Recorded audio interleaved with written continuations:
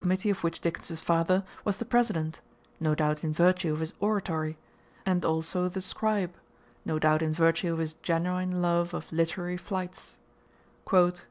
"As many of the principal officers of this body as could be got into a small room without filling it up, supported him in front of the petition, and my old friend, Captain Porter, who had washed himself to do honour to so solemn an occasion, stationed himself close to it, to read it to all who were unacquainted with its contents. The door was then thrown open, and they began to come in a long file; several waiting on the landing outside, while one entered, affixed his signature, and went out. To everybody in succession Captain Porter said, 'Would you like to hear it read?' If he weakly showed the least disposition to hear it, Captain Porter in a loud sonorous voice gave him every word of it. I remember a certain luscious roll he gave to such words as Majesty, Gracious Majesty, Your Gracious Majesty's unfortunate subjects, Your Majesty's well-known munificence, as if the words were something real in his mouth and delicious to taste. My poor father, meanwhile, listening with a little of an author's vanity, and contemplating, not severely, the spike on the opposite wall. Whatever was comical or pathetic in this scene, I sincerely believe I perceived in my corner, whether I demonstrated it or not, quite as well as I should perceive it now. I made out my own little character and story for every man who put his name to the sheet of paper." Here we see very plainly that Dickens did not merely look back in after days and see that these humours had been delightful. He was delighted at the same moment that he was desperate. The two opposite things existed in him simultaneously, and each in its full strength. His soul was not a mixed colour like grey and purple, caused by no component colour being quite itself. His soul was like a shot silk of black and crimson, a shot silk of misery and joy. Seen from the outside, his little pleasures and extravagances seem more pathetic than his grief. Once the solemn little figure went into a public-house in Parliament Street, and addressed the man behind the bar in the following terms: "What is your very best, the very best ale a glass?" The man replied, "Twopence." "Then," said the infant, "just draw me a glass of that, if you please, with a good head to it." The landlord, says Dickens, in telling the story, looked at me in return over the bar, from head to foot, with a strange smile on his face, and, instead of drawing the beer, looked round the screen and said something to his wife, who came out from behind it, with her work in her hand, and joined him in surveying me. They asked me a good many questions as to what my name was, how old I was, where I lived, how I was employed, etc., etc. To all of which, that I might commit nobody, I invented appropriate answers. They served me with the ale, though I suspect it was not the strongest on the premises, and the landlord's wife, opening the little half-door, and bending down, gave me a kiss." Here he touches that other side of common life which he was chiefly to champion. He was to show that there is no ale like the ale of a poor man's festival, and no pleasures like the pleasures of the poor. At other places of refreshment he was yet more majestic. "I remember," he says, "tucking my own bread, which I had brought from home in the morning, under my arm, wrapped up in a piece of paper like a book, and going into the best dining room in Johnson's Alamote Beef House, in Clare Court, Drury Lane, and magnificently ordering a small plate of Alamote beef to eat with it. What the waiter thought of such a strange little apparition coming in all alone I don't know, but I can see him now, staring at me as I ate my dinner, and bringing up the other waiter to look. I gave him a halfpenny, and I wish now that he hadn't taken it." For the boy individually the prospect seemed to be growing drearier and drearier. This phrase indeed hardly expresses the fact, for, as he felt it, it was not so much a run of worsening luck, as the closing in of a certain and quiet calamity, like the coming on of twilight and dark. He felt that he would die and be buried in blacking. Through all this he does not seem to have said much to his parents of his distress. They who were in prison had certainly a much jollier time than he who was free.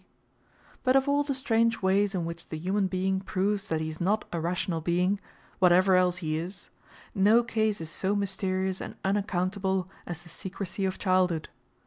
We learn of the cruelty of some school or child factory from journalists, we learn it from inspectors, we learn it from doctors, we learn it even from shame-stricken schoolmasters and repentant sweaters, but we never learn it from the children, we never learn it from the victims.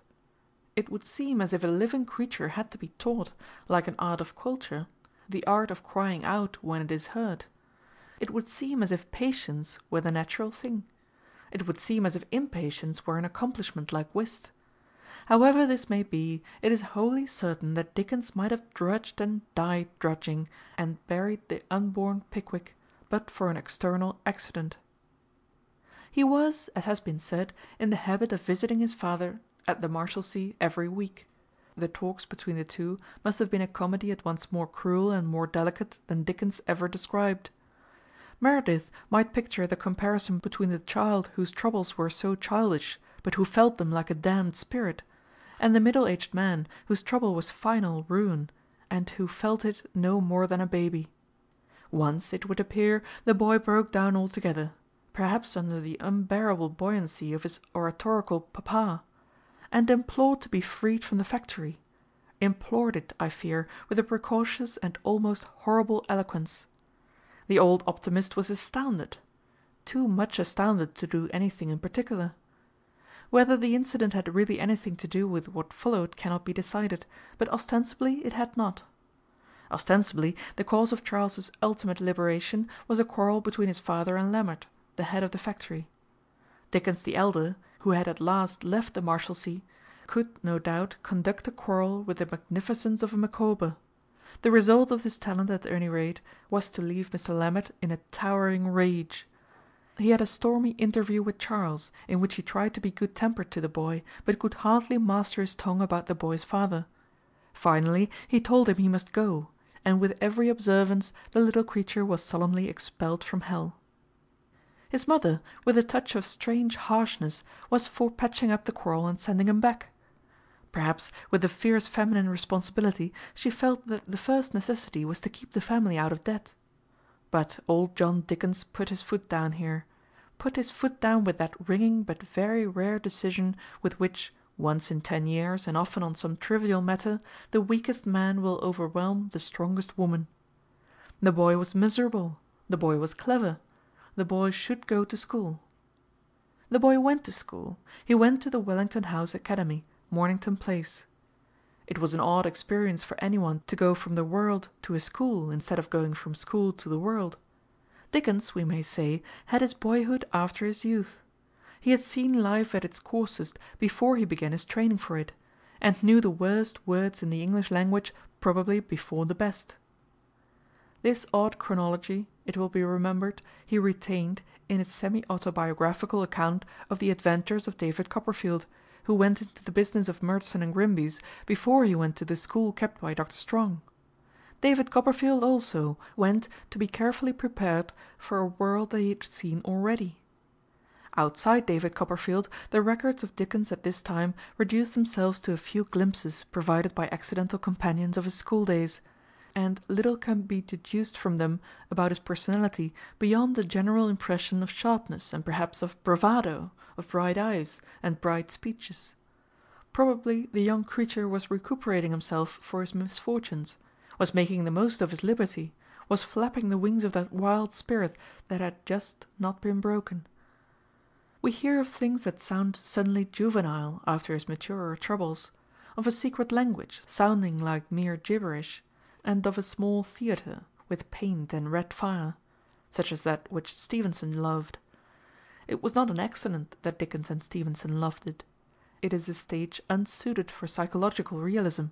The cardboard characters cannot analyse each other with any effect. But it is a stage almost divinely suited for making surroundings, for making that situation and background which belongs peculiarly to romance. A toy theatre, in fact, is the opposite of private theatricals. In the latter you can do anything with the people if you do not ask much from the scenery. In the former you can do anything in scenery if you do not ask much from the people. In a toy theatre you could hardly manage a modern dialogue on marriage, but the Day of Judgment would be quite easy. After leaving school, Dickens found employment as a clerk to Mr. Blackmore, a solicitor, as one of those inconspicuous under clerks whom he afterwards turned to many grotesque uses.